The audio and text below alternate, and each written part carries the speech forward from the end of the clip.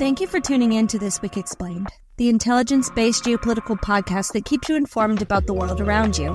We are grateful for your support and appreciate you being a part of our community of informed listeners. We would love for you to share This Week Explained with your friends, family, and colleagues. Together, we can make a difference by sharing knowledge and fostering meaningful conversations. So, what are you waiting for? Help us grow our community by sharing This Week Explained with your loved ones. You are now listening to This Week Explained.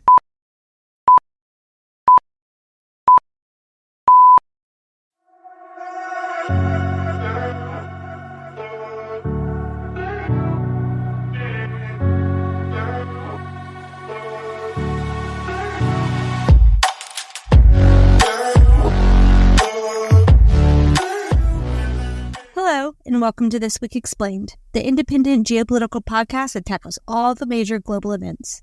We're glad that you're here as we bring you all the insights and analysis on what's happening around the world. As always, I'm Tiana, and I'm here with my co-host, Kervin. Together, we'll help you understand the complexities of our dynamic, ever-changing world. Let's get to what's on the agenda this week. Kervin. All right, welcome back. I don't know what that was about. Jeez, you sound... I'm excited. You sound like one of your football teams won. Oh, they didn't. So Yes, they lost. So let's get into it. We're gonna talk Russia, Ukraine, obviously. But then should we start worrying about Germany as an ally? Well, we'll talk about that because there are some troublesome things coming out of Germany. Not my uncle. No, we want to get him out of Germany here to the U.S. He told me that he put an offer in on a house in Algiers Point. Oh, cool. We almost live there. I know, that's what I told him. Anyways. Okay, so... I don't know if it'll happen, but he was just putzing around. Well, after the Germany talk, and Dave, I know you're listening, so I hope everything's going okay. And we'll talk about, after we get to the Germany talk, we'll stay in Europe because we want to talk about Sweden. Sweden's still trying to get that NATO bid. And we're going to talk about it. Is it getting any closer? It's some new news this week. Then we'll leap over the Atlantic Ocean, depending on which way you fly into it. But we're going to go to Canada and talk about Canada's very bad week. They certainly did have one. It was a mess this week. And speaking of, countries that speak French, some areas in Canada speak French. France is leaving Niger completely. And the U.S. has said that they're going to play the wait-and-see game about what they're going to do in Niger.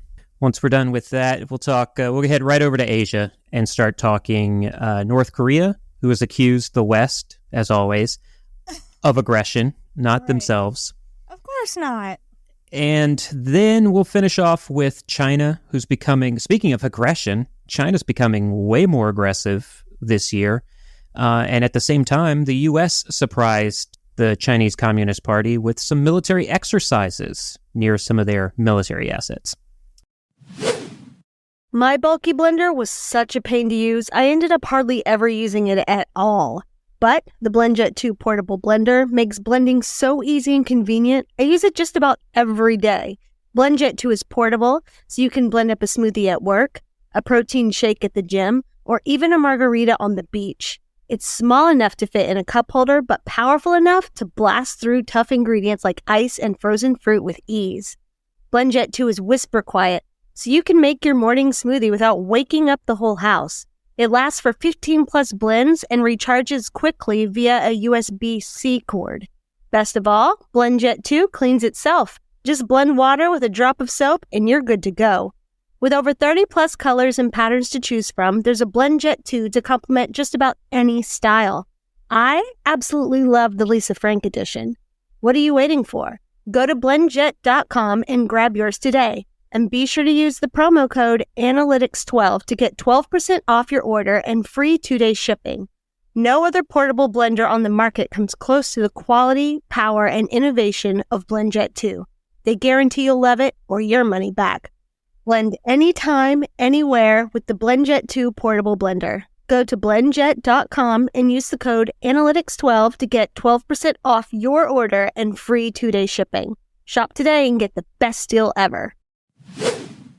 Well, let's get started. What is the latest in Ukraine? Well, let's talk about this. The first American-made Abrams tanks have been delivered to Ukraine. They arrived earlier than even you and I expected. Thought maybe December timeframe, but no, they're there. More of the M1 Abrams tanks from the U.S. are going to follow. And there is a promise from the Biden administration of 31 tanks in total.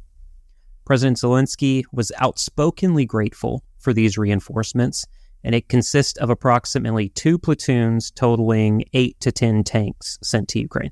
Well, that's some great news for Ukraine. How will these tanks be used in their efforts to reclaim Russian-held territory? I know they're having a pretty good day, or pretty good week themselves.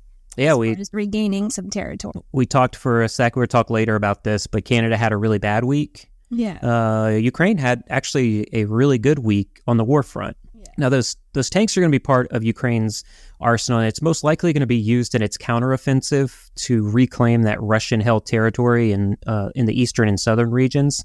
But Ukrainian military intelligence has warned they must be deployed carefully and strategically to avoid being destroyed on the battlefield. So when can we expect these tanks to be deployed? It may take some time before the tanks are actively used as the Ukrainian forces prepare and plan the deployment of those tanks. The precise locations of the tanks will certainly be kept secret to prevent Russian strikes. Now, President Biden that's U.S. President Biden and U.S. Defense Secretary Lloyd J. Austin III had previously announced the imminent shipment of the tanks, and their early arrival now reflects a concerted effort by Ukraine's Western allies to continue the support of Ukraine in its fight against Russian forces. Now, this is a huge moment because there was some reluctance among allies to send Western-made tanks to Ukraine, correct? Yeah, so we talked about this a few months back. Initially, there was an aversion among allies to send Western-made tanks to Ukraine, fearing it would escalate tensions with Russia, with the main worry being that Russia would use nuclear weapons. However, by January of this year, Western nations committed to supplying those modern tanks, including the Abrams, to Ukraine. Now, training Ukrainian forces to operate these tanks actually began in this spring, so the spring of 2023. Well, that's good to know. What other tanks have been donated or transferred to you? So we've also seen the transfer of the German-made Leopard tanks and then Britain's Challenger 2 tanks. And all 3 of those tanks have different pros and cons. So it is good to get a different grouping of them to use. Now, Ukraine wanted at least 300 Western tanks for its counteroffensive, and they've only received half of that number. And while they've received half of that number, despite all of the sanctions, Russia continues to produce its own tanks at a significant rate. So we're seeing the sanctions are not working against Russia. Well, has Russia said anything about the Abrams tanks finally making their way to the front lines in its war in Ukraine? Yeah, the Kremlin dismissed the significance of these U.S. M1 Abrams. So the spokesperson, Dmitry Peskov, he is a Kremlin spokesperson, he stated that these tanks will not change the balance of power on the battlefield. And he also predicted that, much like a lot of other equipment that's going out to Ukraine, those too will be destroyed by Russia's military. Are we anywhere close to bilateral peace negotiations? It doesn't sound like it. Yeah, it does. Yeah. And it's not, I don't think we are close because neither side's really advancing much in the war. Right. But they're still stubborn as all get out. Yeah, and someone had, like we've talked about, someone has to be winning so much in this war that the other group comes to the table and asks for, and they'll have to, a lot of the talks about land and things like that, that's where we'll have the conversation. So we're not there yet. But an interesting story this week, because Sergei Lavrov mentioned that Moscow recognized Ukraine's sovereignty in 1991 with the condition that Ukraine remained a non-aligned country and did not join military alliances like NATO. So this implies that Russia could actually recognize Ukraine's pre-invasion borders if it formally and publicly forgoes NATO membership. Yeah, right. I really doubt that. I mean, it's an interesting proposition, but I mean, what is the potential implications of that statement? I mean, I don't believe it for a second, but well, sounds nice. Yeah, it does. But the main issue for Ukraine right now is Crimea, which remains an obstacle for Russia. So if they even go back to the pre-invasion borders, Ukraine is still saying, we want Crimea back. Well, Crimea was annexed by Russia in 2014, and what we have seen with the counteroffensive is that President Zelensky wants to reclaim that land. So Lavrov's statement leaves some ambiguity regarding Crimea. What analysts believe he's talking about is that pre-invasion land could go back. But it is possible that Russia might be willing to surrender its claims to Donetsk, Kherson, Luhansk, Zaporizhzhia, those regions that were annexed by Russia but are considered illegitimate by the international community. So is there some wiggle room in the negotiation regarding Ukraine's territorial integrity? Right now, as it stands, it does seem that there may be.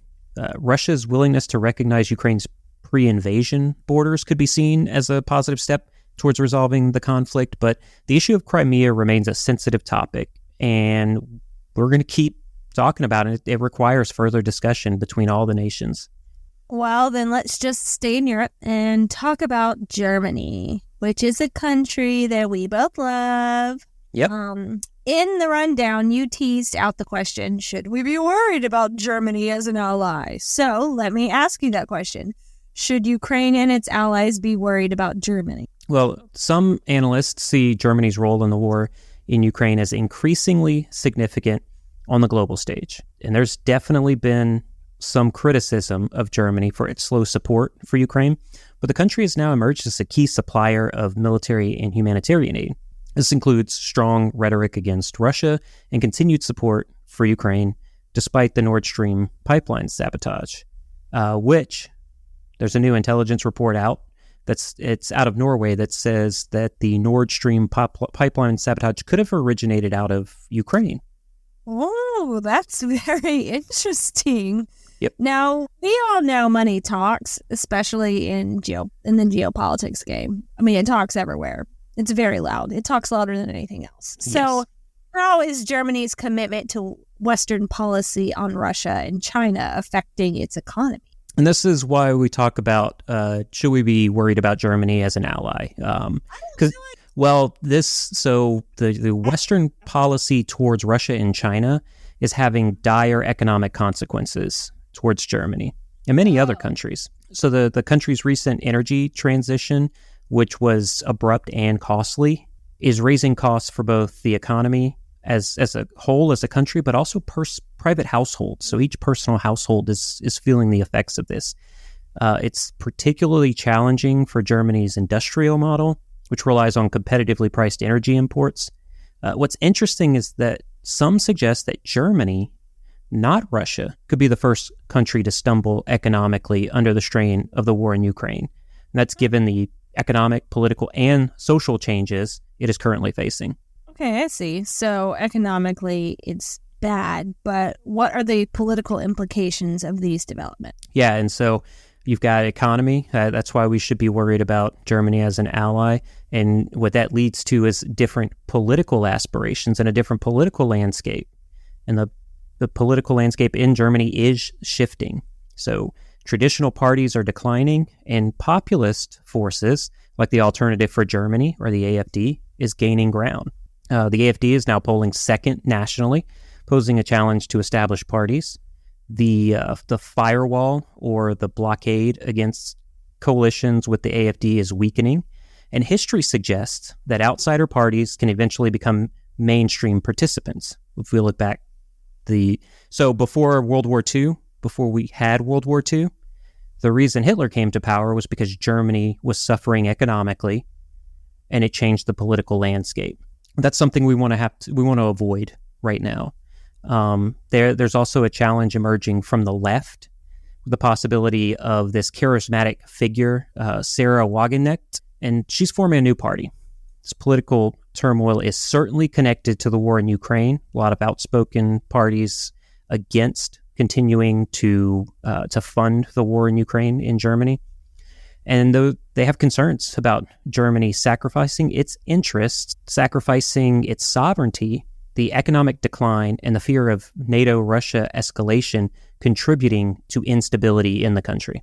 Well, with Germany, dealing with economic troubles and possibly turning into a reluctant ally, let's talk about a once neutral country that could be getting closer to being a NATO country. Sweden is still waiting for Turkey and Hungary to agree to allow them into NATO.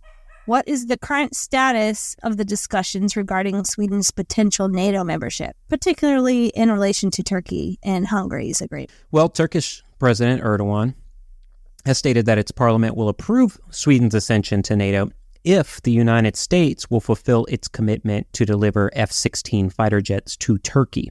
Now, the U.S. has made Sweden's NATO membership a condition for selling these fighter jets to Turkey, and Erdogan is now emphasizing the importance of both parties keeping their promises. It's an interesting proposition. What are the implications of that statement? Well, the statement reflects Turkey's changing approach to pressure from the U.S. administration to expedite Sweden's NATO entry. And they want to do this when Turkish lawmakers reconvene next month. So what I'm saying here is, before this, Turkey kept putting the onus on Sweden to change their laws to stop burning the Quran, to stop protesting religious relics and things like that. And now they're shifting it to, because Sweden has kowtowed to some of the demands from Turkey or capitulated to some of those. And now Turkey's going, hey, well, now it's the U.S. that needs to step up and they need to give us the F-16s. So they want a swift resolution to its F-16 request. And they believe the recent corruption charges against, you saw those against Senator Bob Menendez. He was the one that was kind of blocking the progress in negotiations for these F-16s. So they think that these corruption charges have created the perfect opportunity. And so Turkey is trying to capitalize on that. So there are multiple factors at play. How likely is it that Sweden will gain NATO membership? Well, there is hope that once the Turkish parliament reconvenes, they will vote to approve Sweden into NATO. But that's only going to happen if the U.S. decides to move forward with the sale of the F-16s, or if Senator Menendez is forced to resign, and then the one major roadblock to that sale would be gone. And Senator Menendez is having a bad week, like a lot of people, it seems like. But so is a major geopolitical power in, with the name of Canada. Yep. I said in the norm. In the norm. In the norm, Canada.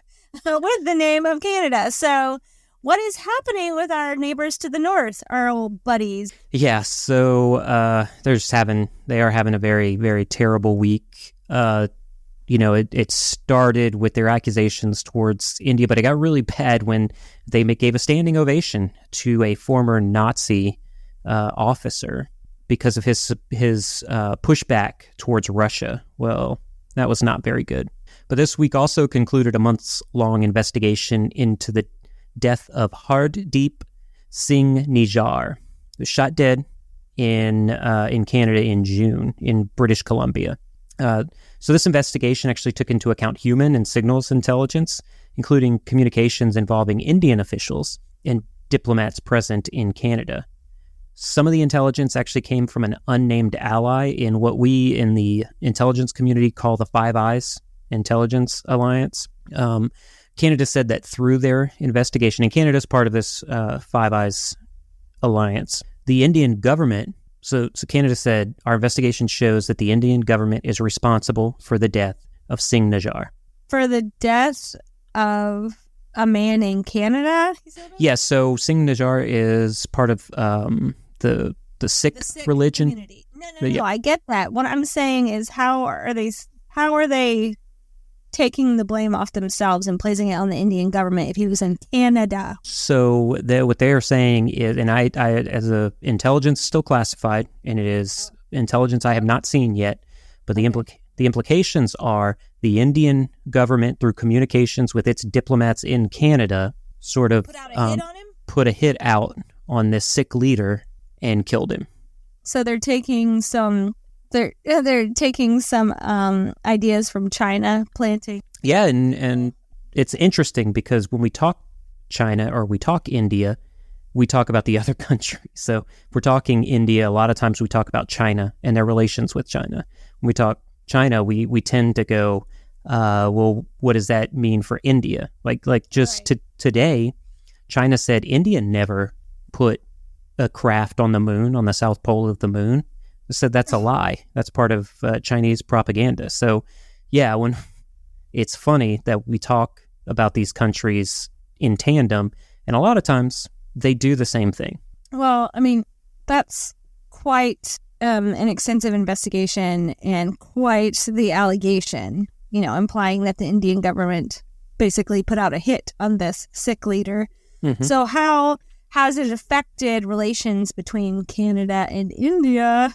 Obviously, the relations are strained between those two countries. This dispute has led to the expulsion of diplomats from both countries, and India actually stopped processing visitor visas for Canadians. Sorry, Canada. Yeah, not being able to go to India. There's billions of people in India for Canadian businesses to reach. So this is a huge problem for Canadian businesses. Well, Canada part of the Commonwealth? Yeah, and so it all fits in together as a part of... Yeah, it all makes sense. Colonialization. Yeah. Let's go down that rabbit hole. Right. Now, Canada is considering retaliation, but as of right now, I haven't seen any decisions that have been made yet. Well, to get the usually apologetic Canadians to retaliate means you probably screwed up. What is the stance of the United States on this matter? The U.S. has expressed deep concern, and they confirmed frequent contact with Canada on this issue, which leads me to believe the unnamed Five Eyes ally is actually the United States. I don't know that for a fact, but if you read everything, it looks like that's who was giving the information to Canada. Now, the U.S. on their part have emphasized the importance of continuing the investigation and bringing the actual perpetrators to justice. U.S. has pledged to stand up for its principles, regardless of the country involved, and they reject efforts to drive a wedge between the U.S. and Canada on this matter. Well, are there any expectations of legal repercussions for individuals higher up in the Indian government who may have, put the word out? Yeah, and the Canadian government hasn't disclosed whether it expects legal repercussions for individuals higher up. Probably not. Probably not. Now, given the international attention this case has garnered, it's going to be interesting to see how it unfolds. India's been on a hot streak of good geopolitical news. They're setting themselves up as a potential superpower in the near future. So this is, we said it's a bad week for Canada. This investigation is part of that because they were public about it. But just having these allegations poses a threat to India's future global power aspirations. So it's something that we're all going to follow. We're going to be following on this podcast especially very closely. It seems to be an understatement. Yep. I mean, and we will really be keeping track of this development. So let's move on to Africa, where France decided to remove all troops from Niger due to deteriorating relations between the two countries. What can you tell us about that? Yeah, so we'll start from the beginning. Following the July coup in Niger, President Macron has now decided to withdraw not only the 1,500 troops, but also the French ambassador to Niger. Also, the National Council for the Safeguard of the Homeland, which that's the group that took power during the coup. When they did the coup in July, they initially demanded just the withdrawal of the French ambassador. They were kind of saying, we want to keep the troops here, the French troops here, but get the ambassador out. But France's refusal to recognize the coup leaders led to daily protests outside the French embassy. And now, because of that, France has decided to remove all troops from the country. And those are troops that are providing counterterrorism support for that region. Well, that's quite a significant decision. How does this withdrawal fit into the broader context of French troop deployments in Africa? So the withdrawal of French troops from Niger is part of a trend of French troop withdrawals from African countries. Now, this exact move may impact the European role in the region and has raised questions about France's commitment to security partnerships in Africa. Are there any immediate implications for other foreign forces stationed in Niger? So just going off of what U.S. Defense Secretary Lloyd Austin and German Defense Minister Boris Pistorius have stated, the French withdrawal does not immediately impact other foreign forces. What did I say? Pistorius? Oh, Pistorius. Sorry. Sorry, Defense Minister Pistorius, who they've said that it's not an immediate impact on their forces that are stationed in Niger. There is approximately 2,700 foreign troops in the capital of Niamey. We talked about this last week. The U.S. has moved those forces from Niamey to Agadez to support. They said they're not doing a joint counterterrorism mission anymore. It is just an ISR mission within that country. So the African continent remains in flux, and only time will tell what direction those countries go in this geopolitical power struggle. Now it's time to move to the wild card that is North Korea. We had some very interesting breaking news this week when it was reported that North Korea expelled the U.S. soldier that crossed the demilitarized zone looking for asylum. Do you have any North Korean updates? Yeah, so, I mean, that's interesting. It stopped me for a second because this is a guy that went across the border and then, to seek asylum, and North Korea wouldn't even accept him. So that's got to get your head going. Now, aside from that shocking news, the expulsion of Private King, North Korea has also accused the United States of making 2023 an extremely dangerous year. They've alleged that U.S. actions are provoking a nuclear war. North Korea's UN ambassador criticized both the U.S. and South Korea for their what the UN ambassador called hysterical remarks of confrontation. That's the hysterical remark of confrontation. Right. That's it. Saying that. Yeah. And he also said that it's U.S. and South Korea that are escalating the tensions in the region. Right. They're just a baby. I don't have any money. That's a very serious but not surprising accusation. What else did the ambassador say? He also claimed that the United States is trying to create an Asian version of NATO in Northeast Asia. This is something that we've heard China say as well. And they also said that this is effectively introducing a new Cold War structure to the region. He took particular issue with statements about the, quote, end of the regime that the U.S. has talked about and the, quote, unquote, the, quote, occupation of Pyongyang by Kim Jong-un, which the United States has said.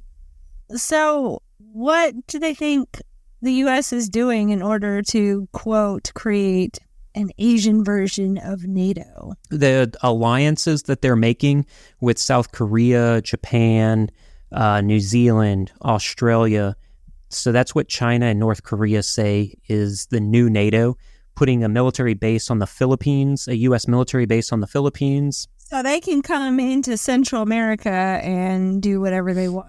Yes. With all of these geopolitical events, it's rules for thee and not for me all across the board. Pretty much always, yeah. So how has South Korea responded to these claims? Well, the deputy UN ambassador of South Korea dismissed North Korea's claims as absurd. Okay. Yeah, just like you did. Makes sense.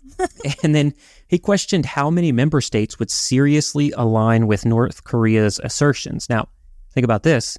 You know who one of those member states are in the UN? Russia, who has publicly aligned with North Korea over the last few weeks. So I do think... One. Right, but I think that was a direct finger point at Russia saying, what solidly thinking geopolitical country would align with North Korea? Oh, one that doesn't think solidly. Yeah. Yeah. And so, and then North Korea's appearances at the United Nations are always closely watched because it actually provides rare insight into the country's leadership's perspectives. Because they're very isolated. Very isolated. Yeah, so we talk about this all the time, how you can kind of read between what people are saying when they're putting it out publicly. You can kind of get some of the truth out of that public statement and really figure out what's going on. Kim Jong-un recently traveled to Russia, met with Vladimir Putin. We talked about that. His stupid train. With a stupid train. A slow train, let's say. Yeah, so, okay, not stupid. You're right. It's all bulletproof and everything. And it's green, which is my favorite color. So. Well, see, you'd probably love being on that train. It goes so slow. It's very cautious. You know what? I think you're right. I think I need that train. Yeah. That meeting, and you could see it in South Korea, indirectly pointing their finger at Russia. It's leading to concerns about potential cooperation between those two nations. So I think we already have the answer to that. You know, it's kind of a veiled dig at Russia, but that's how we can see that who's going to align with North Korea. We know. We see it. Well, this is definitely an important development to keep our eyes on. What is the current situation on the Korean Peninsula? Well, no surprise to anybody. It remains very divided. It's got that heavily fortified border that Private King, it's not fortified enough to stop Private King from going I wouldn't say over. It's heavily fortified if one lone private could just skip his way across. Not to mention the dozens coming from North Korea into South Korea seeking asylum. Right. And you asked, I think, about a month ago about, what's going on with North Korea and South Korea. And they're technically still at war. We said, this is 70 years after the Korean War because an armistice was signed, not a peace deal to end the war.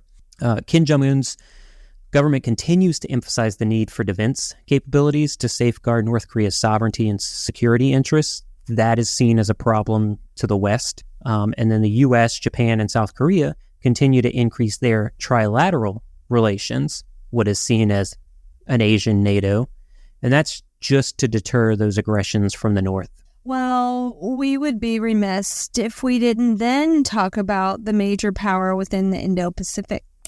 Where does China stand in regards to its increasingly aggressive actions toward Taiwan and also other Western allies? Yeah, so China's been engaging in provocative actions that many analysts, myself included, believe could lead to more hostilities. And the problem here is that one mess up by someone in the PLA or the U.S. military could start a conflict before Xi wants to.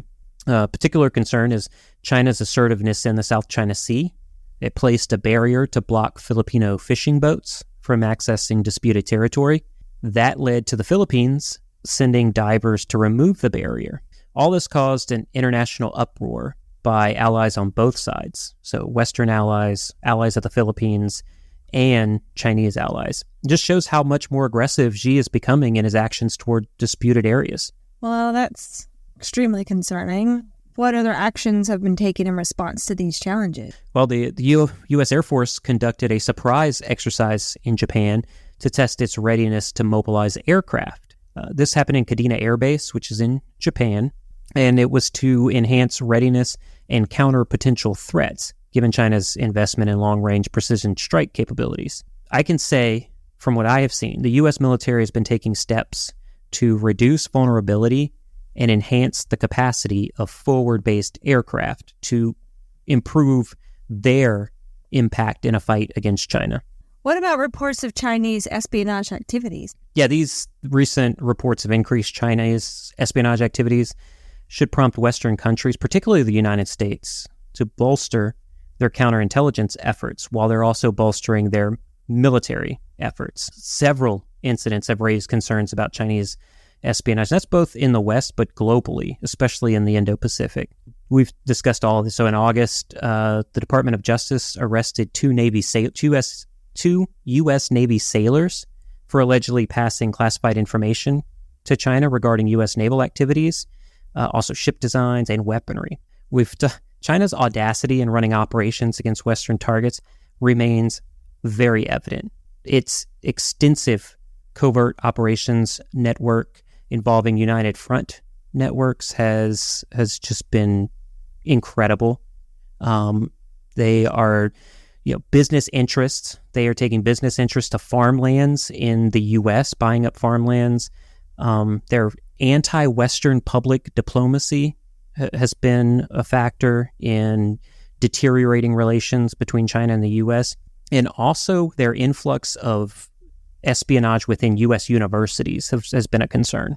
Okay, so what do you think these governments should be doing? But also, can you give insight into what listeners can do to protect themselves from attempts at espionage activities? Well, I want to say that governments need to take a comprehensive approach to counter Chinese espionage. Globally, they need to work together to do that. This includes expanding foreign espionage laws, keep a close eye on companies that might be acting as covers for espionage. That's the entire business network of the Chinese Communist Party. That needs to be looked into. They need to require more reporting on interactions with Chinese nationals. It's not just up to the government. Countering Chinese espionage requires a whole-of-society approach. So civilians can protect themselves by practicing vigilance regarding the motives, affiliations, and finances of Chinese nationals and Americans supporting Chinese interests. So you're just telling everybody to be like weary of every Chinese person you meet? No. I want to stress, we're not talking about discriminating against those of Chinese nationality. So what are you saying? That's what it sounded like to me. I'm talking directly about businesses based in China because of the way the CCP is set up. So Chinese businesses... So how are Americans supposed to like keep an eye on Chinese businesses in China? So that would not be Chinese businesses in China. It's Chinese businesses. Like Miniso? Yeah, like Miniso. But it's the Chinese businesses that are not just working in China, but they have come into the U.S. We saw that with Hawaii. So that was a telecommunications company that was kicked out of the U.S. and Canada and other Western nations. But there are still a heavy influx of Chinese businesses within foreign countries. And what a lot of them are doing... Thank you for clarifying, because I could feel myself getting riled up. I was about to fight you. What we don't want to see is the same thing that happened after the attacks on Pearl Harbor, where the U.S. set up, internment camps. Japanese internment camps. Yeah. And they weren't just putting Japanese citizens in there. It was anyone of Asian descent. That is wrong. That was U.S. history that is terrible. Well, you know what? We have a lot of that. We do. We could do a whole year of episodes. Let's go down that rabbit hole. Yeah, we'll just spend a year talking crap. But yeah, do not discriminate just because you see someone that you may perceive to be Chinese. But when I think your wording was just a little off, but I get now I understand what you're saying, and I appreciate you clarifying things for me and our listeners, because I don't want anyone getting the wrong idea about you. Yeah, but also when you're interacting with anyone, especially like somebody you've just met, if they're continuing to ask more and more personal questions about you, don't give up personal information, because that person, especially if you've never met them before, they are looking for information on either you, the U.S. government, anything that they can do to improve to benefit them. So leave the personal stuff to friends and family. And then I'd be discerning about who you divulge that stuff to as well. That's very true, especially on the family front. All right, go ahead. Finish what you had to say. I didn't mean to cut you off. I just wanted you to clarify things before you continued. Yeah, no, that's all I got. Oh, that's all you got? That's it. Well, thank you. Unless you had something. That's all you had for this week? Yeah. Well, we need to mention the 2-year anniversary again, sir. And I know you guys are getting those questions in. Email them, DM us. Josh, Jacob, Luke, I'm talking to you. I love those Super Bowl questions because it's been a while since we had a Saints Super Bowl. We do need to say also, you can ask anything you want and we will try to answer. I mean, obviously, since all of my husband's friends are asking football questions, obviously we're not sticking to the whole geopolitical sphere. Yes, and after I told everyone not to give their personal stuff to strangers, and I'm like, ask away. Well, it's not going to be, you're not going to go into great detail about personal trauma or heartbreak or anything exactly. like that. That's for a different podcast. No, it's for no, it's not for a podcast. That's for your therapist. Oh, I thought that's what a podcast was. No. But anyways, we just wanted to float that out there again that we have our 2-year anniversary episode coming up in October. When in October is it? It should be, we are hoping to have it recorded and put out by the 8th of October. Okay. That's a Sunday. It'll be a bonus episode. Look at that. Bonus episodes. Bonus episode. Y'all can hear me squeak a whole lot. It'll be fun. It'll be fun for y'all. Anyways. You have anything else? I don't think I have anything else. I've got some hamburger buns that I got to go bake. Ooh. Dinner again. I'm making hamburger buns, y'all. I've never tried to make hamburger buns before, but I did it today. I did it.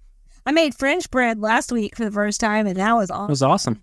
It was easy. I'm like learning how to make all these new breads. It's like COVID again.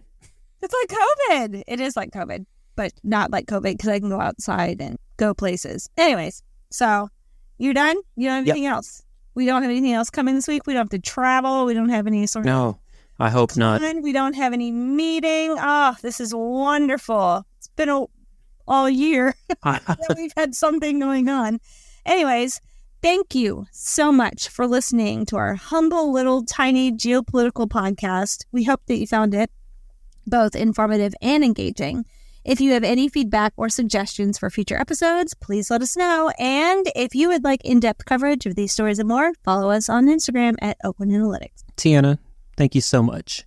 And until next week, stay safe out there.